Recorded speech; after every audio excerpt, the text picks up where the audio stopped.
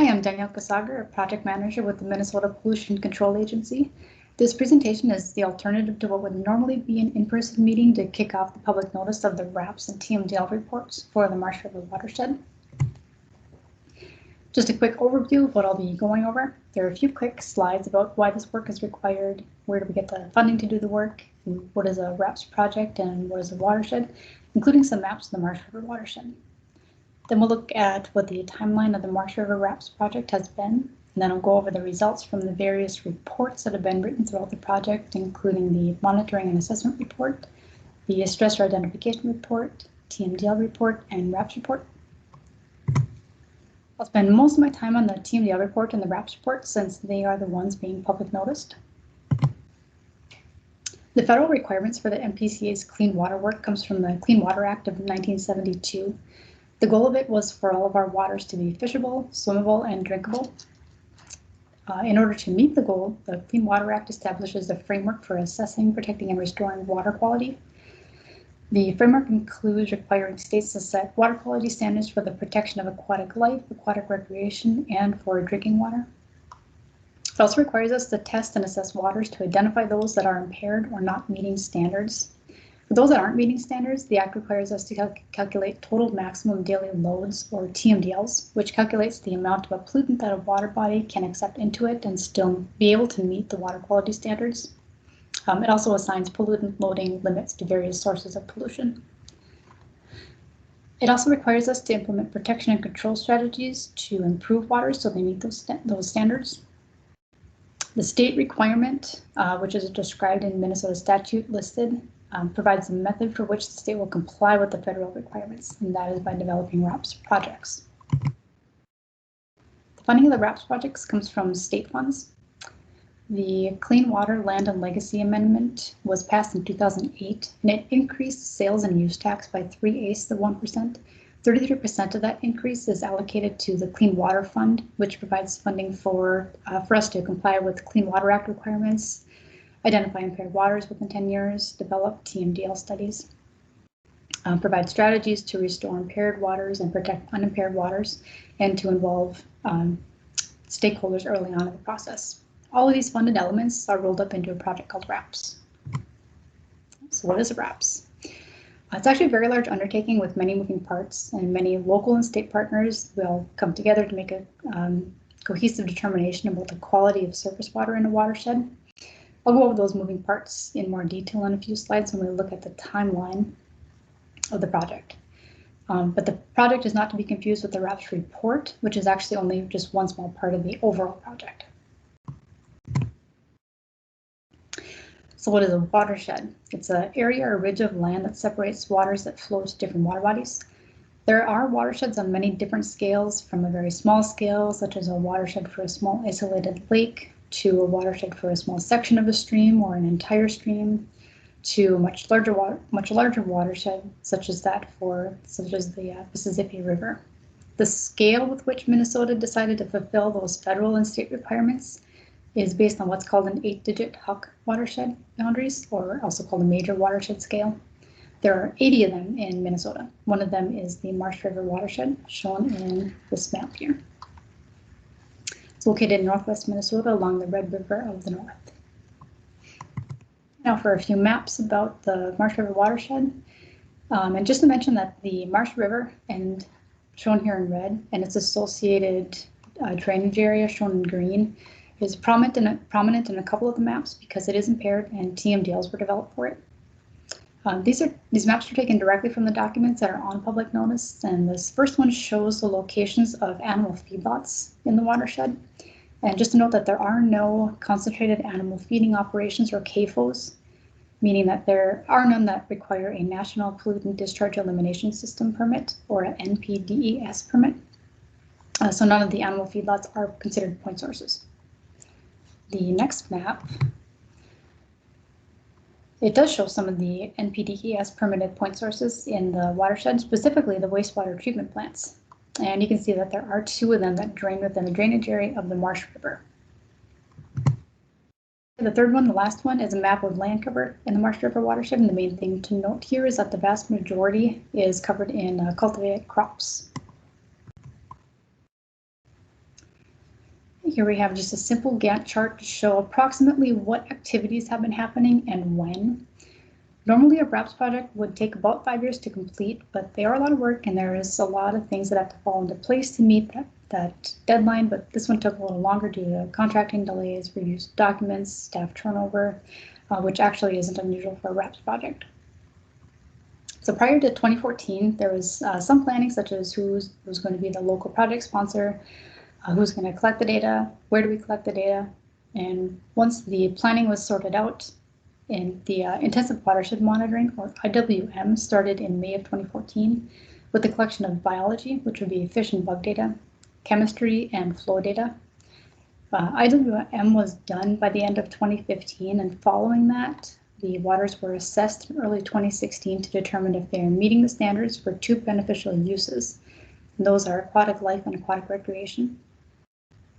A professional judgment group meeting was held in October of 2016 with local and state partners to discuss monitoring and assessment results. And a result of the IWM and assessments was the Marsh River Watershed Monitoring and Assessment Report in June of 2017. Anytime the assessments determined that biological communities weren't doing so well, MPCA's stressor identification work takes over. And stressor ID work involves determining what is causing the fish and bug communities to not be as abundant as would be expected. And a result of the stressor ID work was the Marsh River Watershed Stressor Identification Report, made available in January of 2018. For the end of stressor ID work, the local project sponsor and consultants started using simulation programs and calculations to develop these 5 documents, these 2 here and these 3. They contained information needed to draft the Marsh River Watershed TMDL and WRAPS reports. I should point out too that we had an open house style public meeting in Twin Valley on May 30th, 2018.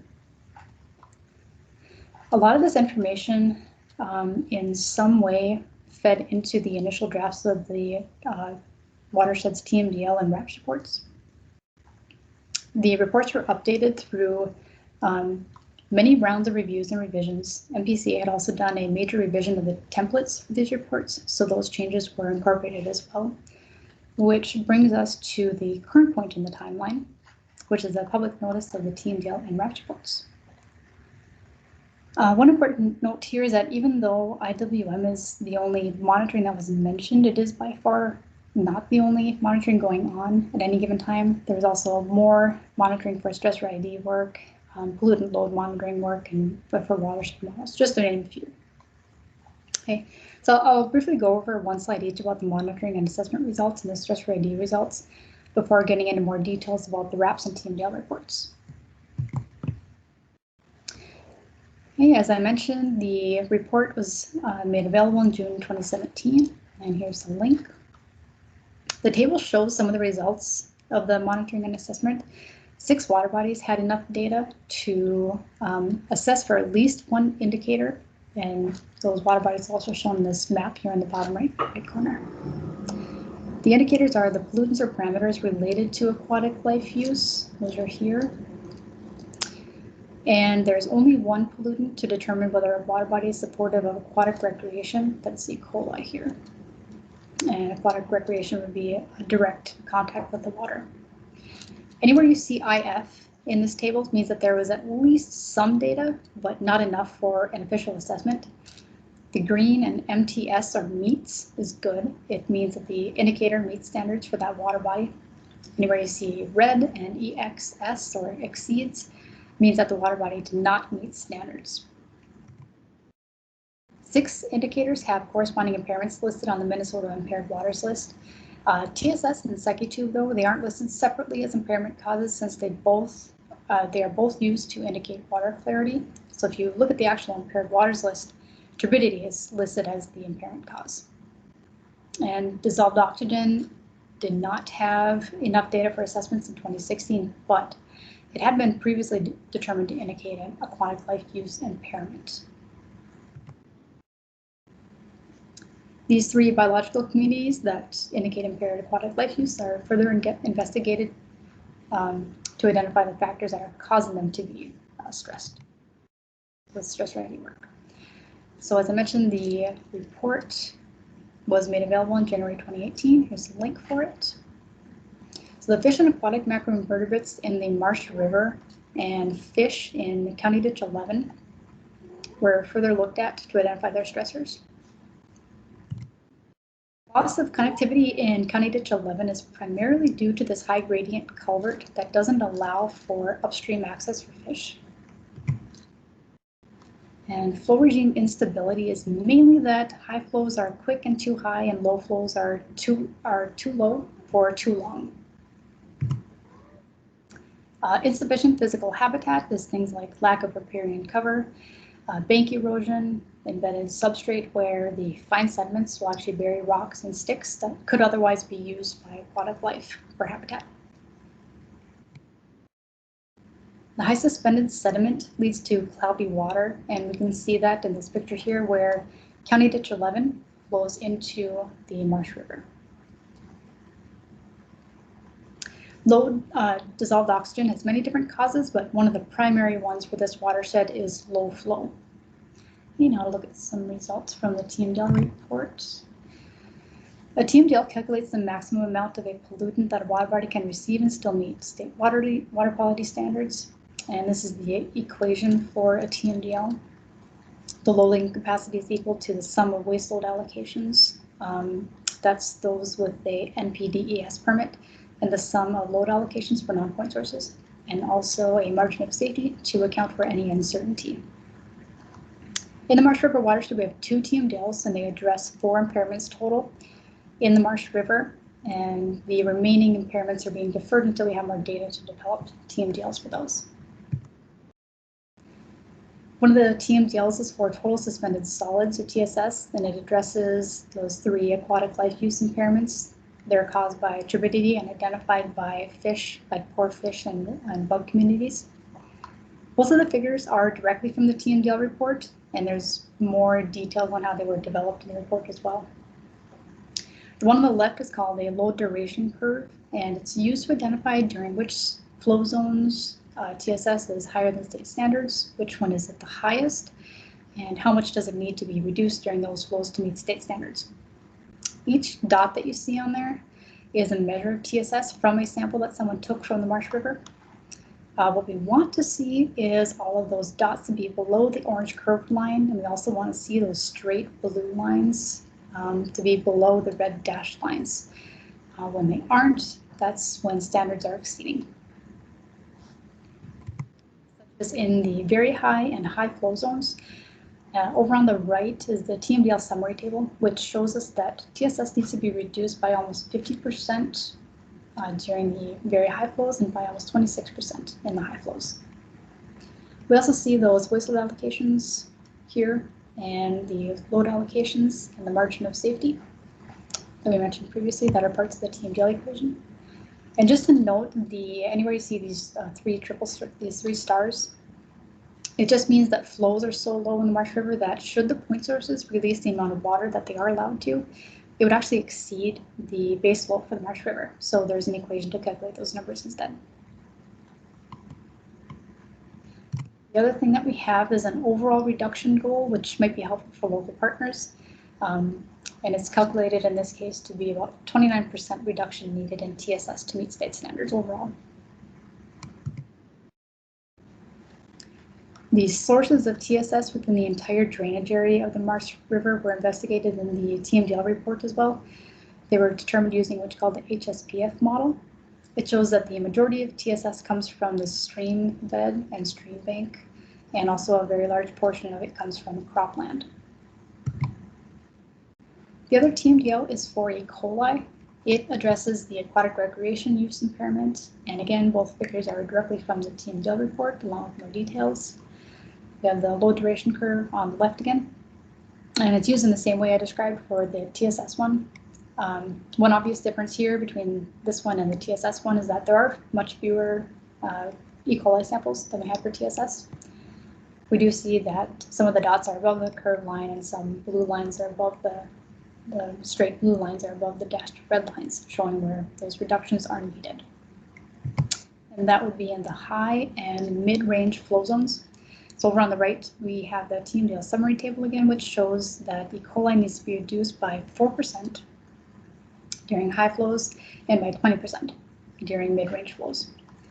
And we also see those, again, those voice load allocations, load allocations, and margin of safety. And again, just like the TSS TMDL, we have those 3 stars, and that again is where if the point sources were to release the amount of water they're allowed to, it would exceed the base flow in the Marsh River. So there's an equation to calculate those numbers instead. And again, we have the overall reduction goal. It's estimated to be at 14.5%. It's actually based on the highest observed monthly geometric mean, which is the same value that MPCA uses to assess the water bodies. E. coli isn't something that can be simulated with the HSPF model like was done for TSS, so the sources were determined using an E. coli source calculator. It was developed by a former MPCA employee. The picture of the spreadsheet calculator is included as Appendix A in the TMDL report, but if anyone wants a copy of the spreadsheet, send me an email and I'll reply with a copy of it. I'll have my contact information on the last slide of this presentation. The main takeaway here is that an estimated 63% of E. coli loading is attributed in some way to livestock. And that's 30% from pastures, 3% from feedlots, and about 30% from crop runoff where manure has been applied. Up next, we'll look at the WRAPS report. Okay, first up, we have some prioritization tables from the WRAPS. The first one is pretty simple. Basically, if a water body is impaired, it's prioritized for restoration. If it's not impaired, it's prioritized for protection, so protecting it from becoming impaired.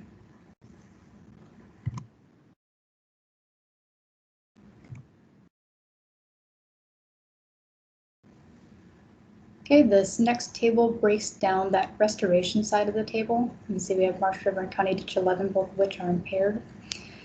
We see some parameters that we've seen before, such as DO for dissolved oxygen and TSS for total suspended solids. But now we also have TP, or total phosphorus, and N for nitrogen. The table goes into more detail and shows if a parameter is causing the water body to be really impaired, such as high restoration effort, or just barely impaired, which would require a low restoration effort to get it to meet standards. And also, is it meeting standards, but very, very nearly impaired? Or is it really, really good quality, such as above average quality, or is it kind of right in the middle? And more details on how this was developed is in Appendix A of the WRAPS report. The highest priority, just based on the information that went to this table, would be those water bodies that are nearly or barely, which would be these 2 groups right here. So it doesn't take into account, things like landowner willingness or whether it's a high-value water resource. This third prioritization table breaks down that protection side of the first table we looked at. So these are the 4 unimpaired water bodies in the Marsh River Watershed. And all those columns are the information that went into determining how high of a priority they are for protection. So it's not based on parameters or pollutants like the previous table. All 4 of the water bodies ended up having the highest priority class, which was A. But if we look at the priority rank, we actually see that Spring Creek has a lowest value, which means that it's the highest priority of those 4. And County Ditch 66 has the highest priority rank value, and which makes it the lowest priority of those 4. Okay, to go along with those prioritization tables, we also have maps. Some of these maps are in the body of the WRAPS report, but the majority of them are actually in Appendix B of the WRAPS report. And it actually includes not only the prioritization maps, but also the yield maps that they're based on. So on the left, we have a map of subwatersheds that are prioritized for implementation to decrease total phosphorus based on those pollutant yields. The darkest green areas are the highest priority because of how much total phosphorus they contribute. And this is just for the drainage area of the Marsh River, the one that is impaired and has TMDLs.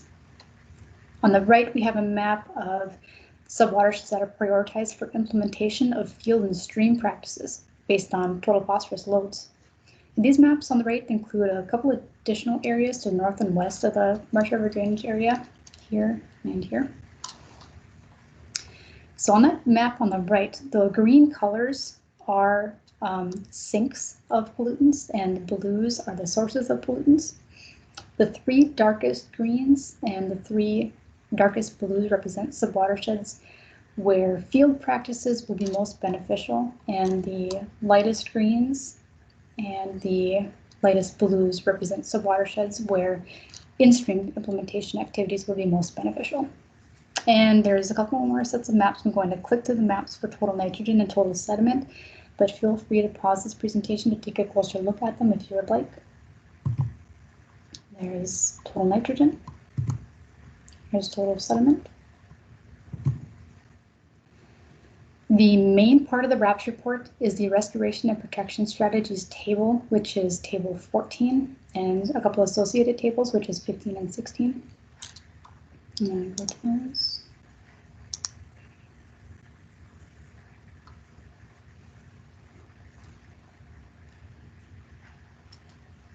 Here is the table 14, so the strategies and actions proposed for the Marsh River Watershed.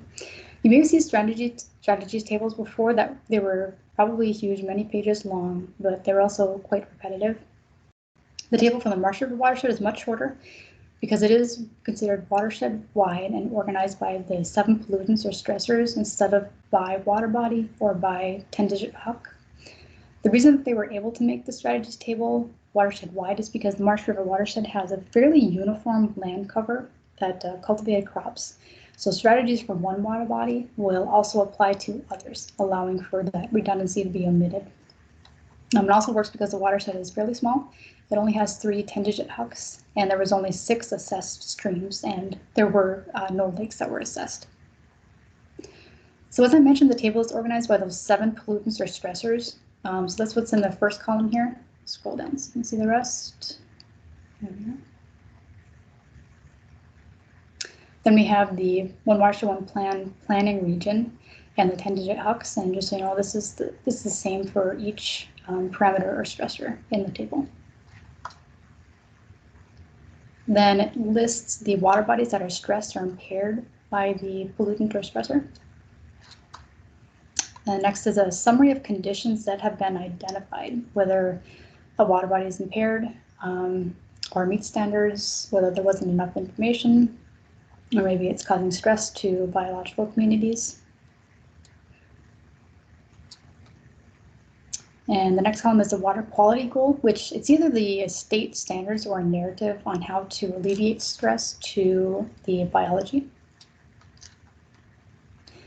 And next is the pollutant or stressor sources to target with strategies and best management practices or BMPs. Is here. The strategies themselves are actually listed in a separate table in table 15, and example BMPs related to those strategies are listed in table 16 because we couldn't fit everything into one table. So just for example, we have stream bank erosion is a source of sediment here. Here's your sediment. So if we go down to table 15, it's actually organized by land use, and if we find relevant one here, streams, ditches, and ravines. In this case, we see a list of strategies, and if there's an X in this first column here under sediment, then that is a strategy that can be used to decrease sediment. If we want to know more specifically about BMPs, we can look at table 16. And table 16 is organized by parameter. So we were talking about sediment, so if we look at total suspended solids here, and we look at this protect, stabilize banks and bluffs, and remember we were talking about stream bank erosion, which fits quite nicely here. We see some example BMPs that can be implemented in order to address that parameter. And sometimes it'll take you to another portion of the table for more BMPs, and it actually does that here. So if we look under altered hydrology, we'll also see some more BMPs that could be implemented. Okay, so anyways, back to table 14.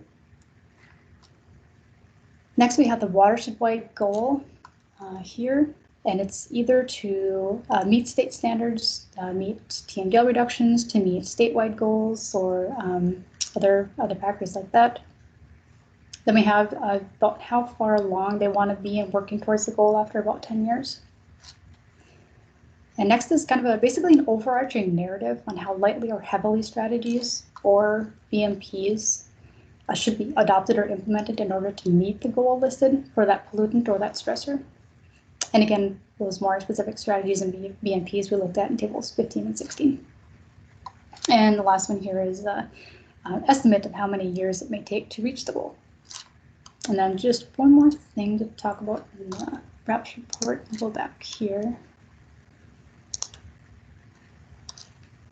Okay, lastly, the WRAPS report also includes 3 scenarios of low, medium, and high BMP implementation on cropland acres. It was simulated using an HSPF interface called Scenario Application Manager, or SAM. And it was actually informed by BMP suitability from the PTM app as well. And it was used to see how much total suspended solids, total phosphorus, and total nitrogen could be reduced at with each scenario. So HSPF SAM, it simulates treatment of overland sources of pollutants, so they couldn't choose BMPs that were for near channel or in channel treatment. The BMPs that were simulated then were nutrient management, the filter strips or field borders, and water and sediment control basins, or WASCOBs. The results of the pollutant reductions on each scenario are shown in the 3 tables. And the fact that reductions doubled from scenarios 1 to 2 and again from 2 to 3 shows that a large portion of the pollutants come from overland sources. But additional near-channel and in-channel implementation activities may provide additional load reductions, which should be true, especially in the case of TSS, because that pie chart we saw earlier shows that stream bed and bank erosion is a major source of TSS. Okay, now on to kind of the main point, which is that the Marsh River Watershed TMDL report and WRAPS report are currently on public notice until 4:30 p.m. on May 12th, 2021.